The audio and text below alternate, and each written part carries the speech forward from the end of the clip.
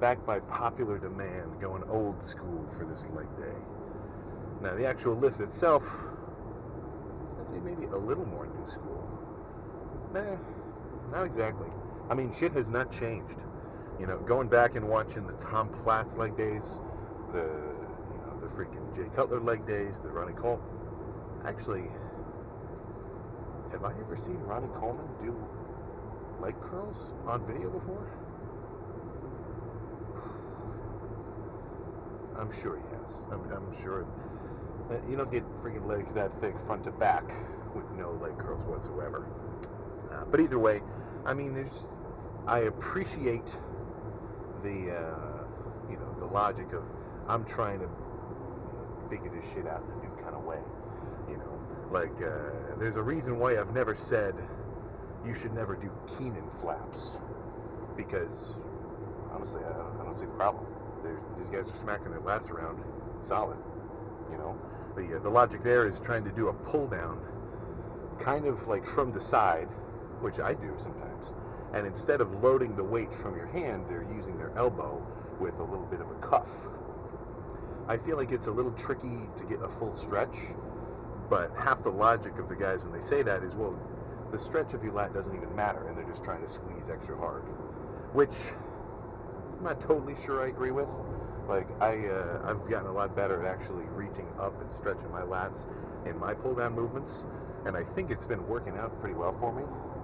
But if you take a pull down and you just bring it down to its core components, it's just your upper arm going here to here. Right? So I see the logic, of course. But I don't think there's equipment manufacturers have gotten good at essentially breaking down the whole musculature's body into loadable movements. Chest press, flat, decline, incline, flies. The cable setup, honestly, is probably, it may as well be the freaking Phillips screwdriver of gym equipment. They can do everything. And there's a lot of specialty machines and movements, but I think there's nothing wrong with sticking with the basics. So when I think of legs, for me, here's what comes to mind. I'm talking leg curls, seated and lying, kind of going back and forth between the two. RDLs, sometimes thrown in, sometimes not, partially due to the fact that they're, I feel like you get a little bit of an RDL action of a squeeze on your hamstrings with leg press. So if I'm already going to indirectly get a hip hinging hamstring activation by bringing it on a real set of leg press, is there a point to doubling up? Which, that's not rhetorical. That's something I want to think about. And with quads, you've got pressing of all sorts of varieties: hack squat, pendulum squat, sled leg press, pendulum hip press, which I really like, plus leg extensions, not to mention the, potentially throwing in lunges and supersets of, sissy squats and things like that. There's certainly a lot of movements to choose from, a lot of different ways to potentially go about your lifts quad-wise, or not quad-wise, but, just exercise-wise in general. So I think the fact that there's so many movements, and you're only going to do, how many sets are we doing on average? I'm including the guys who do a little bit higher volume and the guys who do lower volume. I think on average, people are doing maybe 10 sets a workout. 10 sets for chest, 10 sets for back, 10 sets for thighs. Does that sound about right? Let's just assume it's 10. Let's just guess 10. Most people don't like doing one set of one movement and then moving on. So what does that mean? If you're going to do at least 2, probably more like 3, then that's going to limit you to 3 movements for any given body part. And I think for some people that might feel a little limiting. It's like, oh man, well, everybody's talking about how I have to do all these different movements and change my lift up every time, and that's where I think it can kind of lead to this just back and forth of like, okay, well, should I do this or should I, and it's just, it sucks because it's like you're giving yourself too many options in a way. But how I kind of boil it down is, I want to hit key components of movements and then make sure I change them up steadily, lift to lift. You know, if I just did a wild ass squat, or actually no, that was two leg days ago, maybe three even. But if I do crazy ass squats, I'm probably not going to do crazy ass squats the next leg day and do something else. You know, maybe do leg press. Maybe I can tell my quads are really still feeling it, or just like my whole system's kind of still in recovery from the stress of those sets. Then maybe I'm going to say no pressing today at all, just squeezing, activation work, burning, leg extension, some sissy squats, lighter stuff. You know, so really, as far as I'm concerned, it's almost like each day that you come into the gym for a specific lift. Today for me being legs, I've got a few criteria that will just kind of match my needs for today perfectly. You know, let's say my left knee was a little bit tender. I almost fell down the steps earlier today. I put the cardio bike that I had in my garage into my basement, and then I was walking down the steps with the lights off, and I got hit with the phantom step, where I thought I was at floor level, and then I sunk down another extra foot, and I really had to catch myself. I was, yeah, that'd be the dumbest way to really wreck my knees or something. Just not even training related at all. But let's just assume that maybe I walk into today, ooh, I can feel that a little. Then that just means the criteria of the lift has to accommodate that. You know, I'm not going to come in and hurt myself, at least not on purpose. Then I'm just a total fool, right? So I want to kind of look at the whole situation of, you know, me as a lifter, as a guy. I mean, even just as an organism, it's like, all right, do my knees feel good? Do my hips feel good? How do I even feel like quad-wise doing leg extensions or squats? And judge it off of that, you know, because if you're just guessing, you're like, yeah, I might feel strong today. Hey, if I play a specific song, I'm really just gonna get after it today. It'll just happen. Yeah, you know, it doesn't really matter. I got 3 hours of sleep last night playing Marvel Rivals. Once I take some pre, I'm gonna lock in. You know, those are things to be thought about, right? But I think nothing else to discuss there. I got a good night's rest. I took a nap right after I ate my pre-workout meal. So I'm feeling rested and full. And I'm watching this excavator rip up the freaking ground beneath it. That's what I want to do when I come into the gym with legs, or at least feel like I can do at the end of it, once they're just swollen and pumped up, like leaving footsteps like Godzilla. You know, will I? Maybe not, right? But I want to feel like I could. So let's go make it happen. All right, so I've got a curl here and a curl over here. Why the hell would I want to use the leg extension for hamstrings first? It's just because it's different, you know? If you've ever done a standing single leg curl, usually it's a whole setup. I mean, it's got a little pad for your other leg. But, I mean, typically any kind of hammer strength leg extension, I mean, they're at the right height that if you just jump in backwards, you're pretty much right there, you know? So all I have to do, put a plate to elevate my heel, or my feet, so my knees are a little closer to this sort of point of rotation.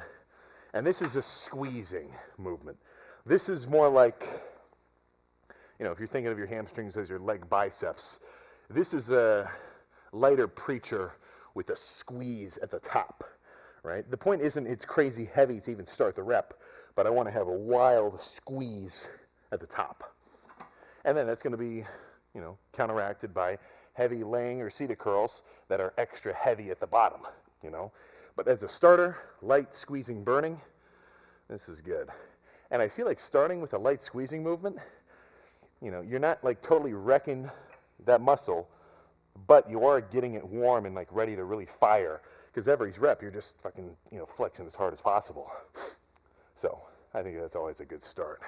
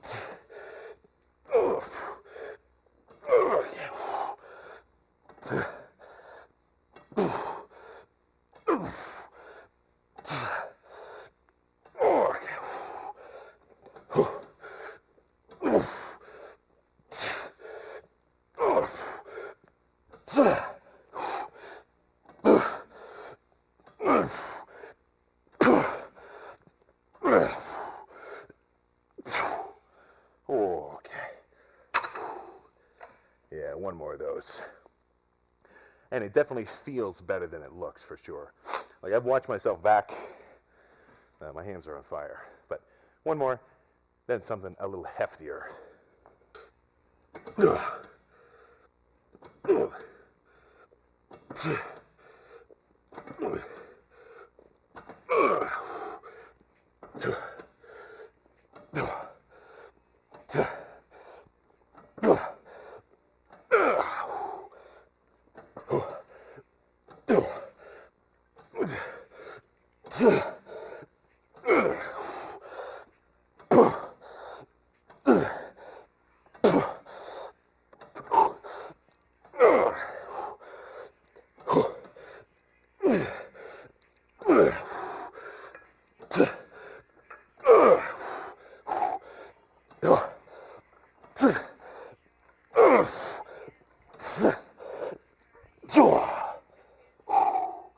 Okay, yeah.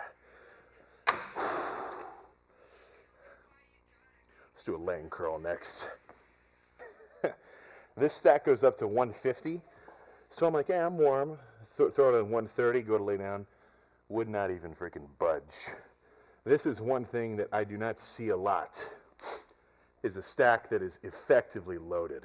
And it doesn't feel bad, but I mean, I gotta beef up if I wanna be stacking this for a real set.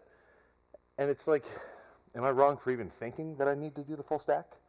Probably. 90 out of the 150 is about what I can handle. And this is heavy in the stretch, so very different than those standing curls. All right.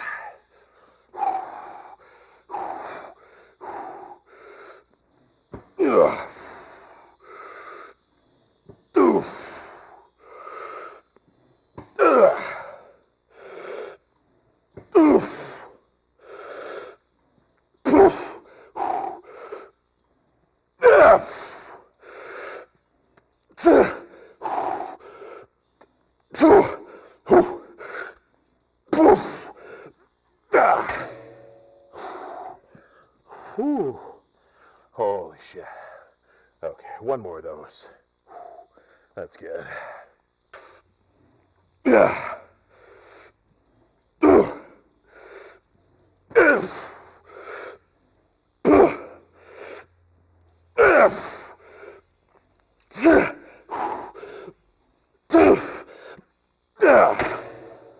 Oh, okay, that was too heavy. Let's do some seated curls to finish off. Whew. I think my hams are already a little too cooked to stack it. So instead of a crazy heavy set, which I wouldn't want to finish hamstrings off with anyway, I'm thinking 200 out of the 300 available and make these a little quicker. Those last few sets, I'd say a little more on the controlled side. And I'm not going to slam the weight around, but just a little faster paced stretch, flex, for me as a finisher, pump-wise. I mean, you may as well freaking stick a bike pump in here and start filling it up. But, yeah, let's get after it.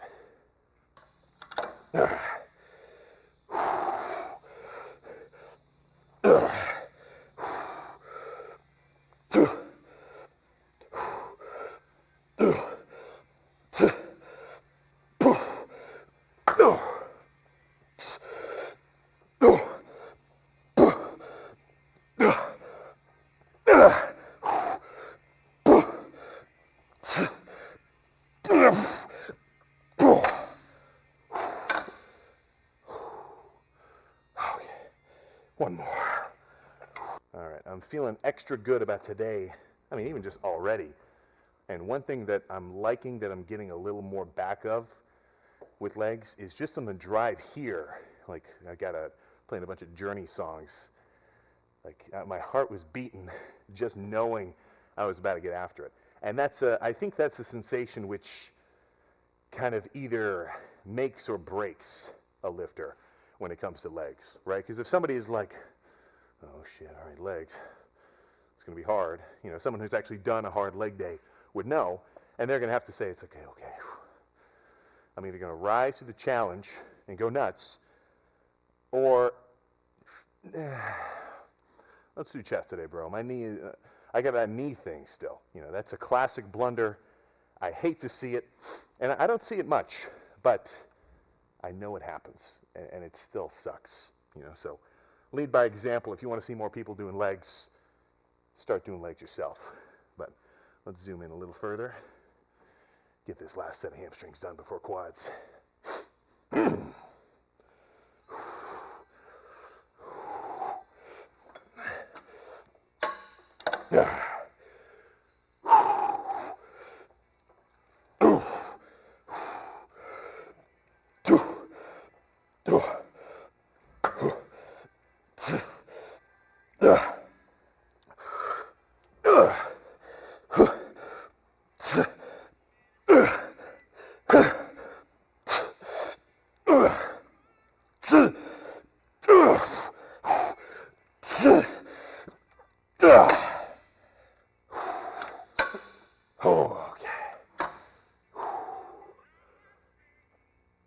All right, halfway done.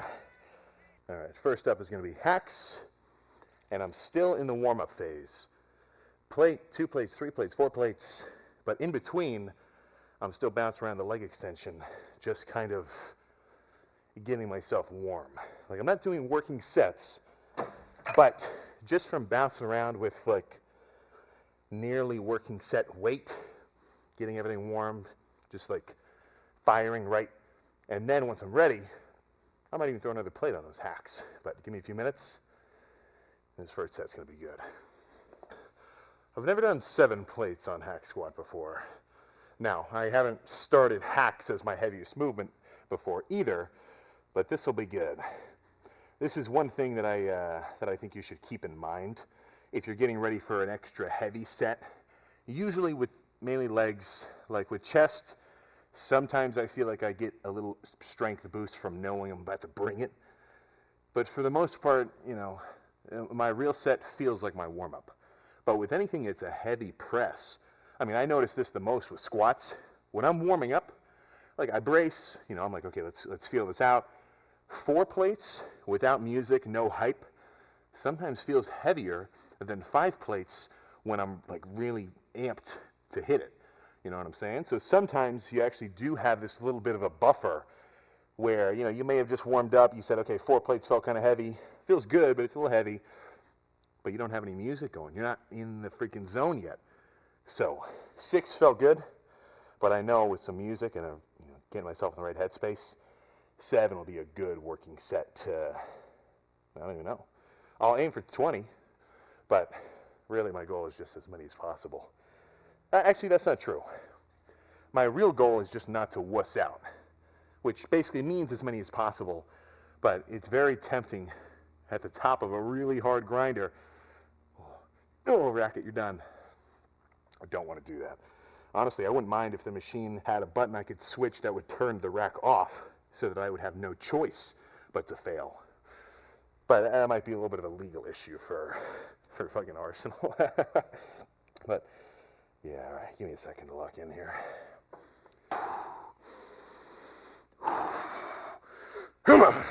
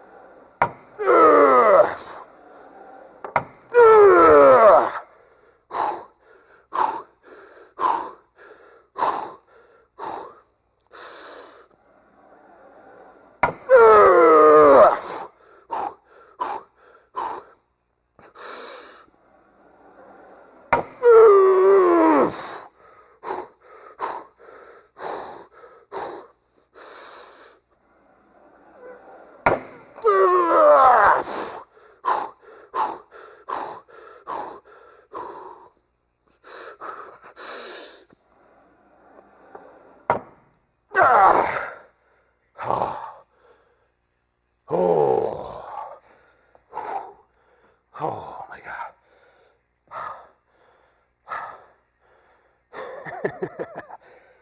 Oh, I actually thought I was going to be able to get that last one. All right, I don't think I can recreate that same intensity on this movement. So now I can say, let's move on. Ugh. All right, from press to freaking press. Now that was freaking heavy. And I don't, it must just be the movement path, because these sleds are at the exact same angle. I think it's a little bit less than, it's in between 30 and 45 degrees. So if it's 30 degrees, that means I'm feeling half of the weight, right? Says that, yeah, sine of 30 degrees is half. So if I had 100,000 pounds on the leg press, and I put a scale right here, I'm only going to feel 50. But 6 over there feels way wilder than 10 over here. So this will be a little bit of a quicker paced set. Still not throwing the shit around, but not like really sinking and holding a squeeze either. And there's not much squeeze to be had in a leg press anyway, you know, so I'm trying to maximize, yeah, going also here, my time under tension, right? Because I mean, if I'm just, for me to sit with my legs extended, that's a rest, right? That's resting. The working part of this kind of press is when you're down in that actual freaking loaded position. But let's go nuts here.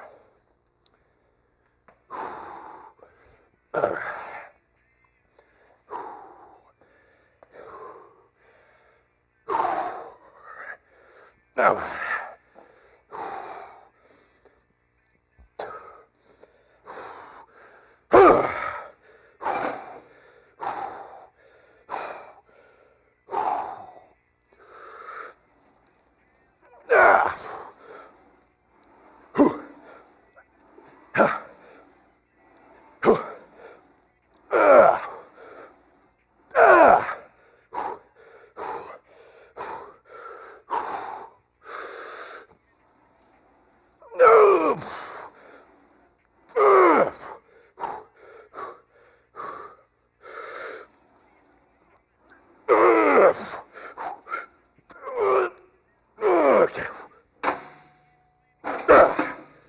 holy crap, that was fucking scary.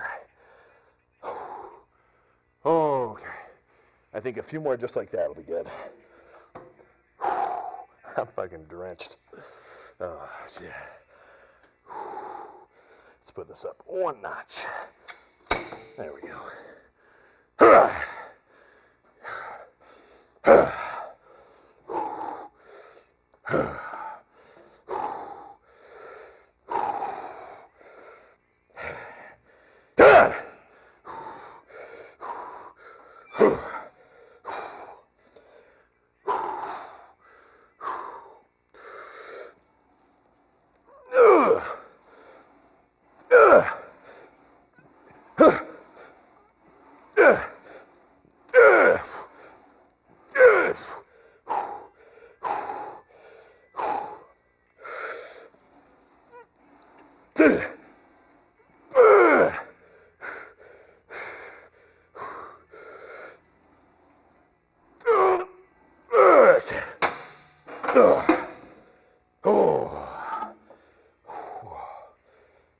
Two more.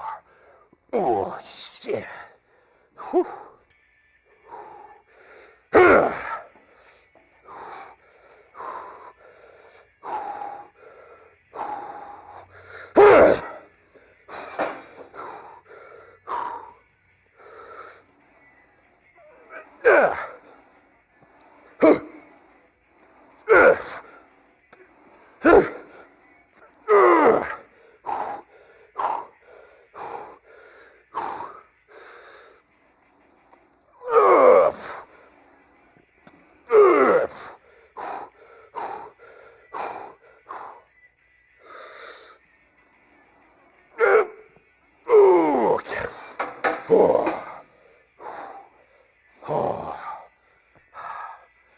Okay, one more, and I'll camp out on leg extensions for the finisher. Oh, damn. Whew. All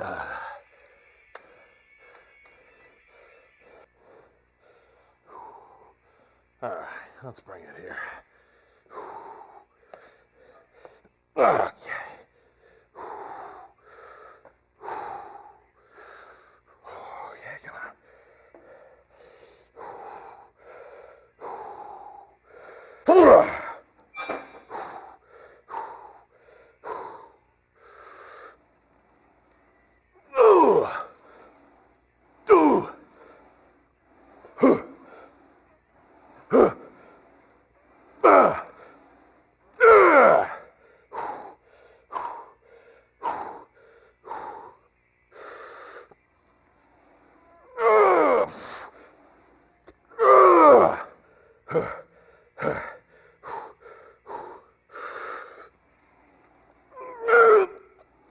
Okay.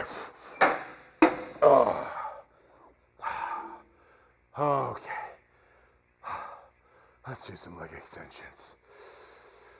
Ooh, that was good. All right, let's finish this shit off. So, my knees are feeling a little tender after all those sets, which is not super surprising, especially those hacks. A lot of knee tension for sure. So not out of not out of the equation, but combined with 4 extra heavy leg press sets, there's no need for me to think, all right, I don't care if it hurts my knees. Let's go crazy heavy on these leg extensions. So instead, very different approach. Only 55 pounds, which is probably about a quarter of what my quads are really capable of for a working set. Yeah, that'd be too heavy, of course, but weight that I can really squeeze and control because I want to burn it on top for like a full second. 5 on the right, 5 on the left, back and forth, back and forth. Do a backflip, land right behind me, and then do some body weight sissy squats. And honestly, I think that'll be it. But if I think I could be a little more pumped from one more, I think you know what I'm going to do. But let's get real here.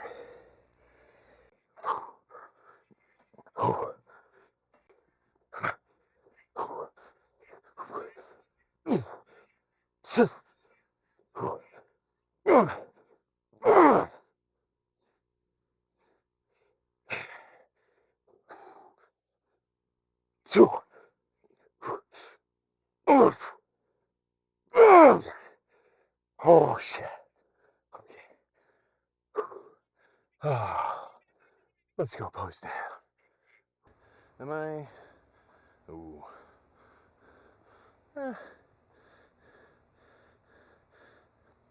Maybe I'll just back up a little bit extra far. That'll clear it up. That's one thing with the freaking older camera. It's got a little bit of trickiness with real bright and dark situations. But this should be good. And if it's not, well, whoop-de-doo. But that was a badass leg day. Heavy, hard, and I am freaking drenched. I need a freaking washing machine to leave in the gym so that I can just ditch all these freaking like completely drenched clothes and keep a spare of cleaner ones just in the in the rotation. But shit, for bulked quad separation, oh, that is what I want to see, right? So notice, I'll pull an Athlete X here, red marker for the outer quad, green marker for the intermediate quad, and a blue marker for the teardrop. And seeing them all that just like abruptly visible, especially nearing the end of this off season, that's getting me amped to see what they're going to look like, come 3, even 4 months later. Because, they'll get veiny enough to the point where even just doing morning cardio, like not even having a leg pump, they're just covered in freaking spiderweb veins. And that's what I want to see. Oh. But let's get a drink and get out of here, man. I have got to eat something and take a post-workout nap after the pre-workout nap. All right. Yeah. I am rather proud of that lift. One thing though, I feel like my quads weren't crazy pumped. Like they got hit for sure, but pumpedness overall, just like swollen, not so much. So maybe I think I probably overdid it with the pressing. I think I could have stood to do like 2 of those sets of sled leg press and then finish with some extra leg extensions. But sometimes those with those with a higher power deem you unfit for a pump, even if everything was on track. And to that I can say, that's okay. Still feel like I killed it. Hamstrings were nuts. Definitely got some hip hinging hamstring activation on the leg press itself, especially from going a little bit deeper too. Like when I was a beginner, I did way too much weight in the leg press and was not going anywhere near deep enough, like a total punk. But actually getting to at least, I'm probably around 90-ish, maybe a little more than 90 degrees deep. But actually going that deep, I do get a little hamstring to the point where I probably wouldn't even want to do heavy leg press without at least warming up my hamstrings beforehand, just to make sure that they don't, that they don't pull them. I've pulled my hamstrings before on leg press. That hip press in the corner, the one I didn't use today, I've used that before, and I jumped. Well, I warmed up, of course. My quads are ready, but my hamstrings were not, and I could feel. I think it might have been the right one. It wasn't lasting, but it was a little. Let's just say there was no more sets of that leg press for that day. And that's where I think that's where having a proper warm-up comes into play too. Especially chest. I think there's a certain respect that you have to give to movements that require pushing. I think anything where you're pushing weight away from yourself, you're going to have to really get warm, just because you've got much higher tensions, I feel. Like to pull, simply doing the action of a pull and like warming yourself up with like, a pull down or something. That kind of gets me going anyway. Like if I'm about to do pull downs or rows, I'm just going to do the pull down or a pull down motion to warm myself up for it. But before I do chest, I'm doing rotator cuff work. I'm doing even a little bit of row stuff to keep my back braced, and push downs and curls and forearms and everything, including my chest, just because it's not so simple of a loading scheme. When you're doing a bench or a squat, that weight isn't only getting directed to your quad. You've got an entire support system which all has to, basically be ready to support that much weight, or else you're asking for trouble. I'm not going to squat with a loose lower back, right? I'm not going to bench if I think that my shoulder is kind of tweaked, because as much weight as I feel in my chest, I'd say probably a similar amount of weight is just being directed into my, rotator cuff and shoulder, just because, that's the supporting structure underneath. We've got that endoskeleton build, right, where all our freaking, bones are on the inside, and they get a lot of tension and a lot of internal forces. And what sucks is they're not quick to recover. I've had a lot of, actually, I think I've pretty much only had intramuscular tears. Like anytime I've pulled my hamstring or my chest, or sometimes my back a little bit, like pretty rare. But over the course of, if I condense the whole time I've been working out, there's more than 10 incidents where I've definitely said, ooh,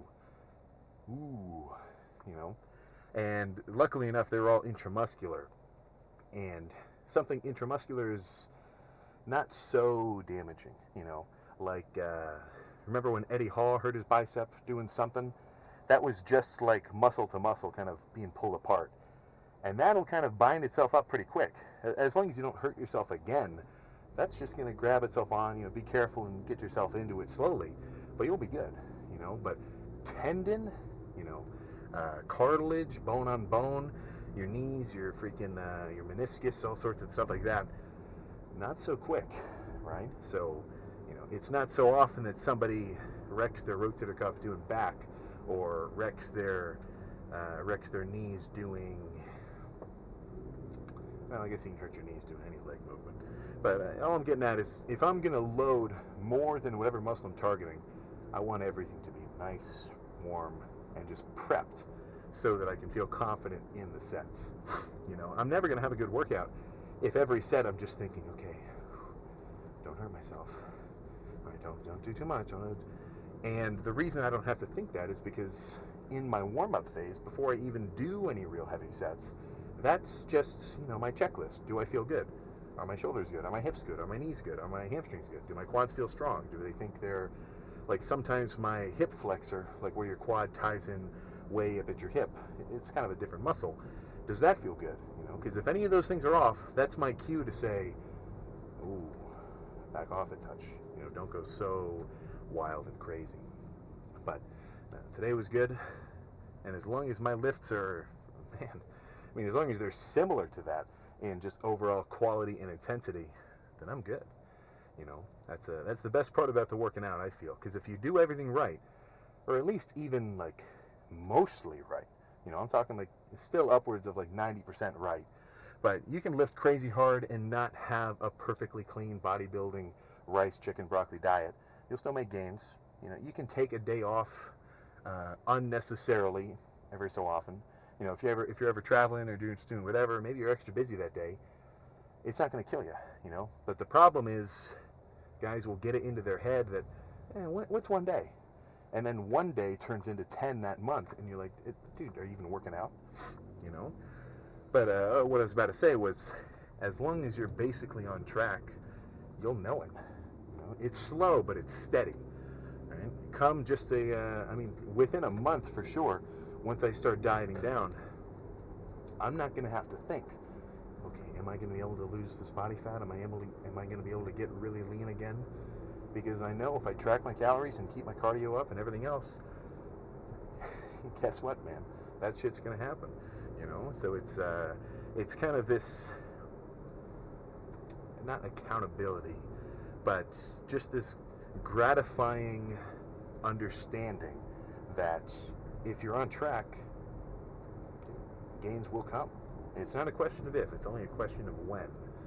And with situations like that, it's not really who can do it, it's who can keep doing it. Because most people give up on small scale things very consistently. For someone who's maybe teetering on the edge of trying to lock back in, maybe they used to work out, maybe they whatever, the idea of the gym and working out and getting in good shape again might cross their mind 20 times a week, 10 times a week, whatever, you tell me. But if every time that it crosses their mind and then they don't try to, you don't even have to jump at the opportunity, but just try and think, okay, there's a Planet Fitness on my way home. I can just I could just wear gym clothes to work, wear some nylon-y sweats that look a little dressy and just go straight there from there. Maybe not. All right, that's not helping anybody.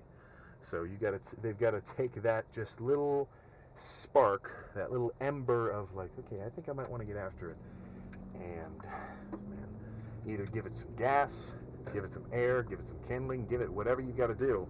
Maybe maybe if you got only a small flame burning of your motivation to work out, find somebody who's got a bigger one and sort of feed off of their inferno. Let's say you've got one of your buddies is seriously into the gym. You don't think he's going to let you tag along with him? You think he's going to be upset if you say, "Hey man, can you walk me through a workout? Or could you write me out like a basic chest day or something? I just don't know what I'm doing." You think he won't do that? He'd probably fucking love to do it, because this is one thing that we might take for granted. Because if we're working out all the time, our phones are full of working out, it kind of gives this illusion that everybody is on the same page as us. But it's really not the case. Apart from the guys who I know from the gym, who I talk to, the gym just doesn't come up, right? So if there's a big ass dude at your gym and you think he might have some intel, or you might be curious about something, don't just look up on YouTube the question. There might be some good answers there, but just ask him, right? He'd probably love to talk about tricep pushdowns. It's his whole thing, Of course he's going to want to talk to you about it. So that's my, I guess that's my ender point for the day. But yeah, plan now is go home, replenish my glycogen, aka eat a small bowl of Cinnamon Toast Crunch, along with oatmeal. I'm gonna have a good chunk of carbs of oatmeal, probably 50 grams of oatmeal, and then a single serving of Cinnamon Toast Crunch, which is really not a lot. That's like a tiny little bowl. You know, that is not my primary carb source, but I do like it, so I will throw it in every so often as a treat. And it's going to make it easier for me to lock in come this next dieting phase, because this whole off season, you know, if I feel like I got to quench my sweet tooth, I can do it without really causing much problems. So it's almost like getting it out of my system, so that when it's time to diet down, right, I can really get into it and basically know it's like, all right, no treats now, I can have them later. What's the point, right? It's just a question of when. But easier said than done. Much easier said than freaking done. But I think nothing else to talk about. I will see you for a chest day tomorrow, which I'm getting.